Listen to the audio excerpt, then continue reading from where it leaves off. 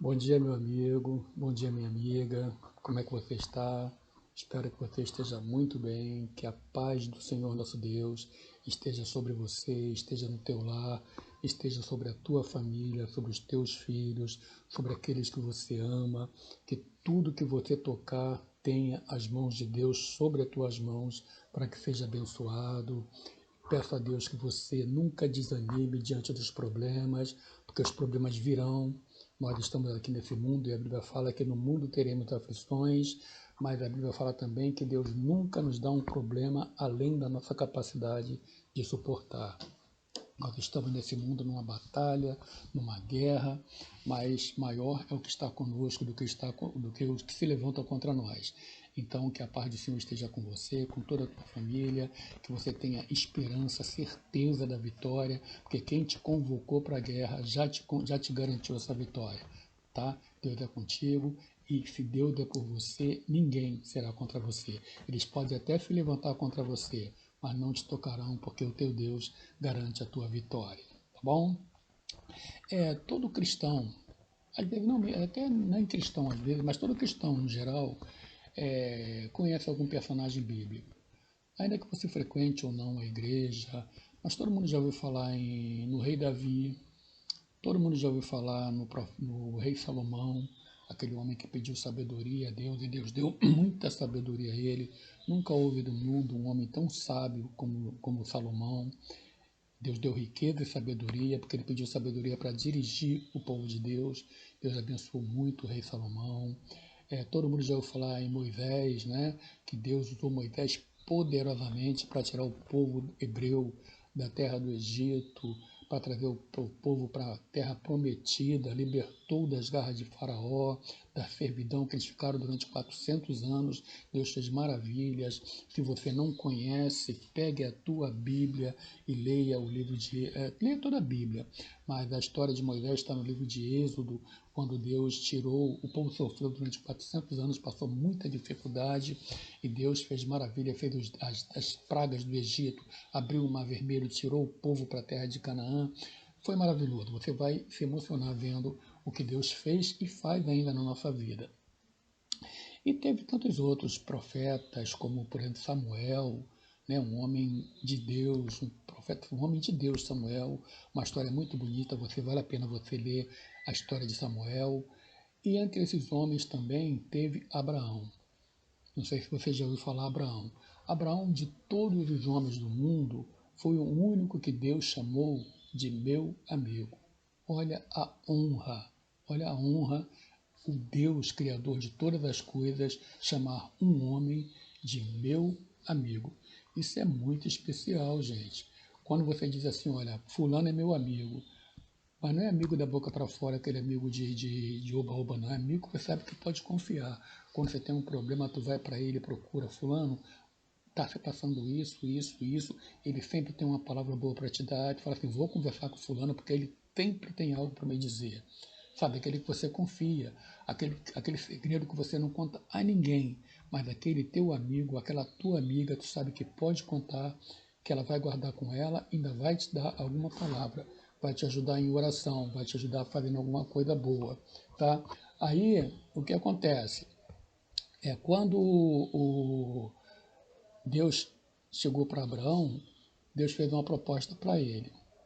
Deus falou assim para Abraão: Deus conhece todas as coisas, Deus não faz mal para ninguém, Deus não pede.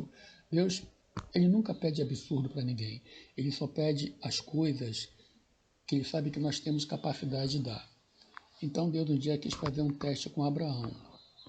Ele falou assim: vou mostrar para Abraão, não que Deus não soubesse, Deus sabia, mas ele queria mostrar para Abraão o quanto Abraão amava a Deus. Deus sabia qual seria a atitude de Abraão e Deus jamais ia querer que Abraão fizesse aquilo. Mas Deus falou assim, vou fazer um teste com ele só para mostrar para ele e para a geração futura o que é um homem obediente. Aí Deus chamou Abraão, e essa passagem aconselho você muito a ler, se você ainda não leu, está aqui no livro de Gênesis, no capítulo 22 da palavra de Deus, que diz assim, olha, e aconteceu depois destas coisas que tentou Deus a Abraão. Esse tentou não é o termo certo, é que Deus provou, fez uma experiência com Abraão, né? E disse-lhe Abraão, e disse Deus, Abraão, Abraão, e ele disse, eis-me aqui. E disse Deus, toma agora o teu filho, o teu único filho Isaque, a quem amas, e vai-te à terra de Moriá, e oferece-o ali em holocausto sobre uma das montanhas que eu te direi. Então se levantou Abraão pela manhã, de madrugada, e albardoou, quer dizer, preparou o seu jumento, e tomou consigo 2 de seus moços e Isaque seu filho. Deus pediu que Abraão oferecesse seu filho em holocausto a ele. Sabe que Deus não aceita esse tipo de sacrifício. Deus estava só testando Abraão para ver até que ponto ele era obediente. Então se levantou Abraão pela manhã de madrugada e albardoou o seu jumento e tomou consigo 2 de seus moços, 2 de seus empregados, e Isaque, seu filho, a quem ele ia sacrificar. E fendeu lenha, preparou lenha para o holocausto, para o sacrifício, para queimar o filho dele vivo. E levantou-se e foi ao lugar que Deus lhe dissera. Ao terceiro dia, eles andaram por 3 dias, o lugar do sacrifício era bastante longe da casa dele. Ao terceiro dia, levantou Abraão os seus olhos e viu o lugar de longe. Ao terceiro dia de caminhando, ele olhou para o alto e viu lá estava o lugar que ele devia fazer aquilo. E disse Abraão aos seus empregados, aos seus moços, ficai-vos aqui com o jumento, e eu e o moço, quer dizer, eu e meu filho, iremos até ali, e havendo adorado a Deus, tornaremos a vós, voltaremos para cá. E tomou Abraão a lenha do holocausto, e pô-la sobre Isaque, seu filho, e ele tomou o fogo e o cutelo, que é um martelo, que é um machado, na sua mão, e foram ambos juntos. Então falou Isaque a Abraão, seu filho. Então falou Isaque a Abraão, seu pai, e disse, meu pai. E ele disse, eis-me aqui, meu filho. E ele disse, eis aqui o fogo e a lenha, mas onde está o cordeiro para o holocausto? Mal sabia Isaque que ele era o cordeiro para o holocausto. E disse Abraão, Deus proverá para si o cordeiro para o holocausto, meu filho. Assim caminharam ambos juntos e vieram ao lugar que Deus lhe dissera. Edificou Abraão ali um altar e pôs em ordem a lenha e amarrou a Isaque, seu filho, e deitou-o sobre o altar em cima da lenha. E estendeu Abraão a sua mão, e tomou o cutelo, o machado, para imolar, para sacrificar o seu filho. Mas o anjo do Senhor lhe bradou desde os céus e disse, Abraão, Abraão. E ele disse, eis-me aqui. Então disse, não estendas a tua mão sobre o moço, e não lhe faças nada, porque quanto agora sei que temes a Deus, e não me negaste o teu filho, o teu único filho. Foi uma coisa maravilhosa. Você imagina, Abraão estava quietinho no canto dele, aí de repente Deus chama ele e diz, Abraão, você vai andar 3 dias num lugar determinado por mim, você vai sacrificar o teu filho. Abraão era um homem temente a Deus. Ele passou uns dias de angústia terrível, que ele falou, meu Deus, o que eu vou dizer para Sara, minha mulher? Eu vou pegar o meu filho e vou sacrificar? Como é que eu vou explicar isso para minha mulher? Como é que eu vou explicar isso para meus irmãos, os tios do meu filho, os meus vizinhos? Vão todo mundo dizer que eu sou um louco, fanático. Naquela época eu não sei como é que era a lei, que era a polícia, se tinha essas coisas, eu não sei, mas ele ia ter um problema muito sério com a sociedade, principalmente com Sara, a mulher dele. Como é que uma mãe vai admitir que um pai pegue o seu filho e vai sacrificar? Então Abraão passou um dia de tormento, pensando o que eu vou fazer. Mas ele sabia que Deus ia dar a resposta, porque o filho que ele tinha foi Deus quem deu para ele. Se Deus deu, Deus tem autoridade de tomar, porque Deus é dono de tudo e de todos. Deus pode todas as coisas. Aí o que aconteceu? O que aconteceu? Tem alguém ligando ali, mas deixa para lá. O que aconteceu? Deus, desliguei o telefone ali. Deus pediu a Abraão. Abraão ficou pouco não, bastante ansioso, mas falou, vou obedecer. Aí foi caminhando aqueles dias, os moços, os empregados deles que iam com ele, não sabia por que Abraão estava fazendo aquilo, não sabia para onde Abraão estava indo, e ele falou, o que eu vou dizer para esses moços? O que eu vou dizer para os meus empregados? Eu vou com meu filho, vou chegar lá, vou matar meu filho, vão pensar que eu estou louco. Aí chegou lá, no monte, mandou os empregados, esperem aqui que eu vou com meu filho. Quando chegou lá em cima, ele preparou o altar, botou a lenha, botou o fogo. E o filho, uma criancinha inocente, talvez 8, 9 anos, não sei, perguntou, pai, aqui está o altar e aqui está a madeira. E o senhor está até com o machado na mão. Mas cadê o cordeiro para sacrificar? Porque naquela época era comum sacrificar um animal para purificar o pecado dos outros. Aí Abraão respondeu para Isaac, o cordeiro, meu filho, Deus proverá. E Deus observando, Deus sabia que não ia deixar ele fazer aquilo. Abraão pegou Isaac, deitou Isaac sobre aquela mesa, aquele altar, amarrou as mãos de Isaac sobre os peitos, pegou o cutelo, o machado e foi para fazer o sacrifício. E Deus gritou, Abraão! Ele olhou, eis-me aqui, Senhor. Ele disse, não faças isso, porque eu sei que você me teme. Aquilo foi uma lição para Abraão. Eu imagino como o coração de Abraão se aliviou, ele ficou tranquilo, ficou maravilhado. Eu falei, meu Deus, que coisa tremenda. Abraão desceu de lá, fortificado na sua fé, sabendo, eu obedeci a Deus. E Deus falou assim, Abraão, agora eu sei que você me teme. E Deus passou a chamar Abraão de meu amigo, porque a Bíblia diz que sem fé é impossível agradar a Deus. E Abraão teve fé a ponto de sacrificar a coisa mais importante da vida dele. Eu te pergunto, você faria isso com teu filho de 3, 4, 5, 8, 9 anos? Se Deus te pedisse teu filho agora, olha para o teu filho, essa criancinha linda que você gerou. Se Deus te pedisse, você sacrificaria o teu filho por Deus? Duvido. Homem nenhum faria uma coisa dessa. Deus conhece a natureza de cada um. Deus conhece a fidelidade de cada um. E Deus pediu aquilo a Abraão, sabendo o que ele ia fazer e sabendo que Deus não ia permitir que ele fizesse. Só para testar a fé de Abraão e para mostrar para nós no futuro que existem homens que são capazes de abrir mão de tudo para ser fiel a Deus, para obedecer a Deus. Hoje, Deus não te pede para sacrificar o teu filho. Deus não te pede para você lá afrontar sua família, sua esposa, sua mulher, pegando o teu filho e metendo um machado nele. É um sacrifício muito grande. Mas Deus te pede, filho meu, dá-me o teu coração. Filho meu, deixa que eu seja o dono e senhor da tua vida.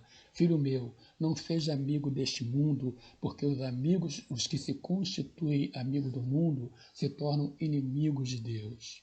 Deus te pede tão pouco. E você tem negado os teus prazeres para agradar a Deus? Você é um cara que vive para satisfazer o teu corpo, a tua vontade, a tua carne, mesmo sabendo que aquilo afronta a Deus? Deus não está te pedindo o teu filho. Deus está te pedindo que você tenha uma vida santa. O que é mais fácil? Pegar o teu filho, meter o machado nele, botar fogo nele, ou viver uma vida de obediência a Deus? É muito mais fácil viver uma vida de obediência. Deus não te pede sacrifício nenhum. O que Deus pede é fidelidade. O que Deus pede é que você confie nele. Deus pede é que você entregue a sua vida nas mãos de Jesus Cristo para que ele te justifique diante de Deus. Porque a Bíblia fala que em nenhum outro nome há dado entre os homens pelo qual importa que sejamos salvos, a não ser Jesus Cristo, o Filho de Deus, porque foi ele, somente ele, que morreu e ressuscitou para que você tenha a vida eterna. Deus nunca vai te pedir um absurdo de matar teu filho, de matar ninguém, porque Deus não é assassino. Deus nunca vai te pedir uma coisa monstruosa dessa. Quando Deus fez com Abraão, ele sabia que não ia deixar Abraão fazer aquilo. Foi só um teste para que Abraão se conhecesse, porque Deus já conhecia ele. E para que nós soubéssemos que no passado houve um homem que sim foi fiel a Deus. Hoje Deus não te pede o teu filho, ele pede o teu coração, a tua obediência. Ah, o meu coração já é de Deus. Jesus falou, aquele que me ama guarda os meus mandamentos. Qual o tipo de compromisso que você tem com Deus? você ama a Deus, o teu coração é de Deus, você se preocupa com o que Deus pensa de você tem intimidade com isso aqui, você lê a Bíblia, você busca a Deus, Senhor, eu tenho que fazer isso, isso, isso e isso. O que o senhor acha? Deve ser assim? Você tem que tipo de intimidade? Você é casado, você quando vai tomar uma atitude, você conversa com a sua esposa, você que é casada, quando vai tomar uma atitude, você conversa com seu marido, os dois sentam, os dois conversam, planejam o que é melhor para a família de vocês.